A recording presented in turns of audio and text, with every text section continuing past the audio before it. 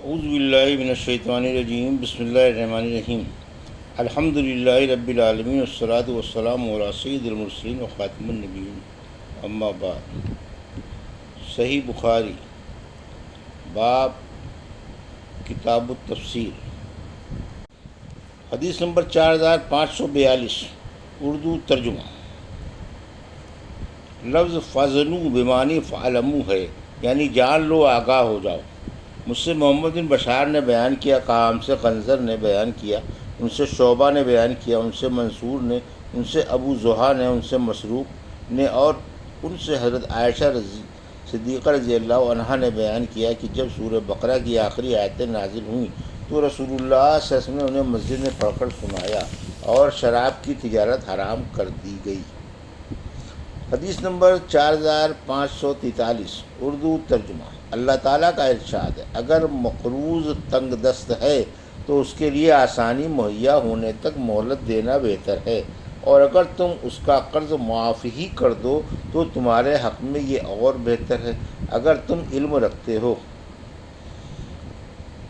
اور ہم سے محمد بن یوسف نے بیان کیا، ان سے سفیان سوری نے، ان سے منصور اور آمش نے، ان سے ابو زحا نے، ان سے مسروق نے، اور ان سے حضرت عائشہ رضی اللہ عنہا نے بیان کیا کہ جب سورہ بقرہ کی آخری آیات نازل ہوئیں تو رسول اللہ صلی اللہ علیہ وسلم کھڑے ہوئے اور ہمیں پڑھ کر سنایا، پھر شراب کی تجارت حرام کر دی۔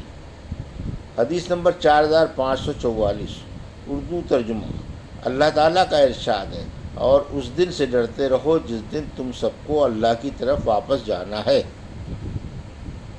ہم سے قبیصہ بن عقبہ نے بیان کیا، کہا ہم سے سفیان سوری نے بیان کیا، ان سے عاصم بن سلیمان نے، ان سے شعبی نے، اور ان سے حضرت ابن عباس رضی اللہ عنہ نے بیان کیا کہ آخری آیت جو نبی کریم صلی اللہ علیہ وسلم کے پر نازل ہوئی وہ سود کی آیت تھی۔ حدیث نمبر 4545، اردو ترجمہ۔ اللہ تعالیٰ کا ارشاد ہے، اور جو خیال تمہارے دلوں کے اندر چھپا ہوا ہے اگر تم اس کو ظاہر کر دو یا اسے چھپائے رکھو، ہر حال میں اللہ اس کا حساب تم سے لے لے گا، پھر جسے چاہے بخش دے گا اور جسے چاہے عذاب کرے گا، اور اللہ ہر چیز پر قدرت رکھنے والا ہے۔ ہم سے محمد بن یحییٰ نے بیان کیا، کہا ہم سے عبداللہ بن محمد نفیلی نے بیان کیا، کہا ہم سے مسکین بن بکیر حران نے بیان کیا، ان سے شعبہ نے، ان سے خالد خدا نے، ان سے مروان اصغر نے، اور ان سے نبی کریم صلی اللہ علیہ وسلم کے ایک صحابی یعنی حضرت ابن عمر رضی اللہ عنہ نے کی آیت، اور جو کچھ تمہارے نفسوں کے اندر ہے اگر تم ان کو ظاہر کرو یا چھپائے رکھو، آخر تک منسوخ ہو گئی تھی۔ حدیث نمبر 4546، اردو ترجمہ۔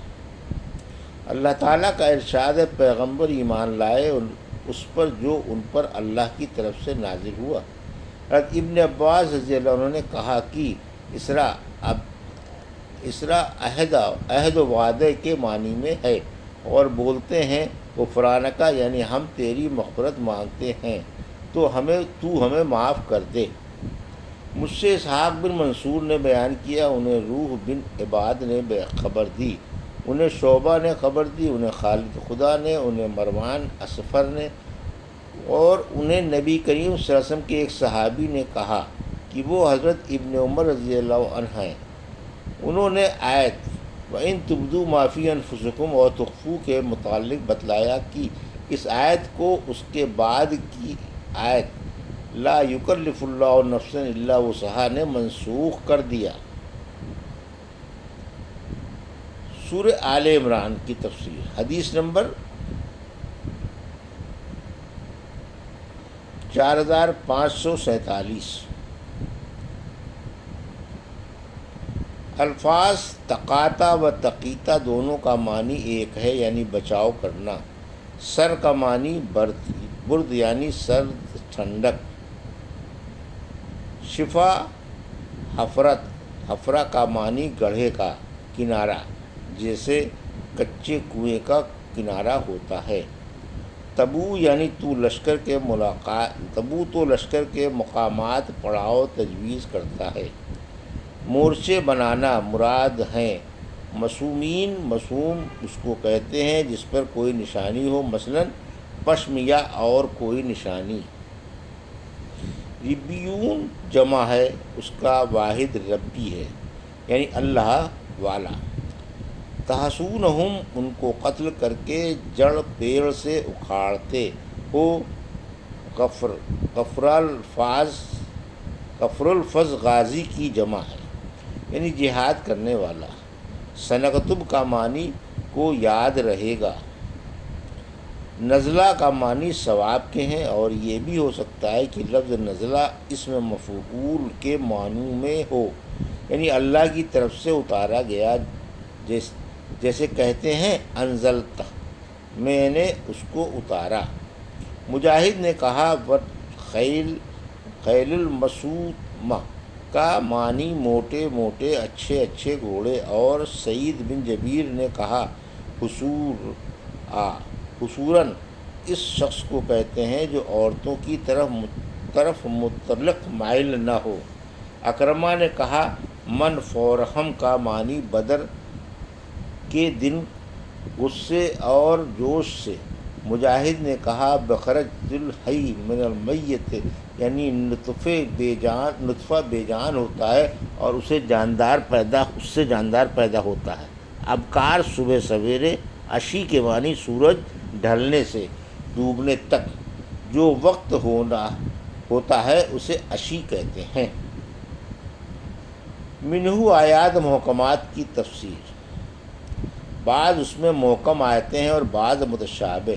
مجاہد نے کہا محکمات سے حلال و حرام کی آیتیں مراد ہیں، وآخر متشابہات کا مطلب یہ ہے کہ دوسری آیتیں جو ایک دوسری سے ملتی جلتی ہیں، ایک کی ایک تصدیق کرتی ہے، جیسی یہ آیات ہے وما بفضل بہ الفاسقین اور ویجعل الرجس علی الذین لا یعقلون اور والذین اہتدوا زادہم ہدی۔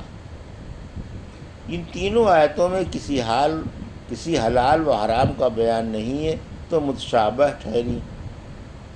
زیغ کا معنی شک، ابتغاء الفتنہ میں فتنے سے مراد متشابہات کی پیروی کرنا، ان کے مطلب کا کھوج کرنا۔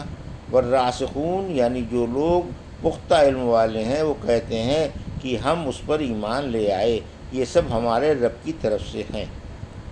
ہم سے عبداللہ بن مسلمہ قانبی نے بیان کیا، کہا ہم سے یزید بن ابراہیم تستری نے بیان کیا، ان سے ابن ابی ملیکہ نے، ان سے قاسم بن محمد نے، اور ان سے حضرت عائشہ رضی اللہ عنہا نے کہ رسول اللہ صلی اللہ علیہ وسلم نے اس آیت کی تلاوت کی، وہ الذی انزل علیک الکتاب یعنی وہ وہی خدا ہے جس نے تجھ پر کتاب اتاری ہے، اس میں محکمہ آیت ہیں اور وہی کتاب کا اصل دار و مدار ہیں، اور دوسری آیتیں متشابہ ہیں۔ سو وہ لوگ جن کے دلوں میں چڑچڑا پن ہے وہ اسی حصے کے پیچھے لگ جاتے ہیں جو متشابہ ہیں، فتنے کی تلاش میں اور اس کی غلط تعویل کی تلاش میں۔ آخر آیت اولو الالباب تک۔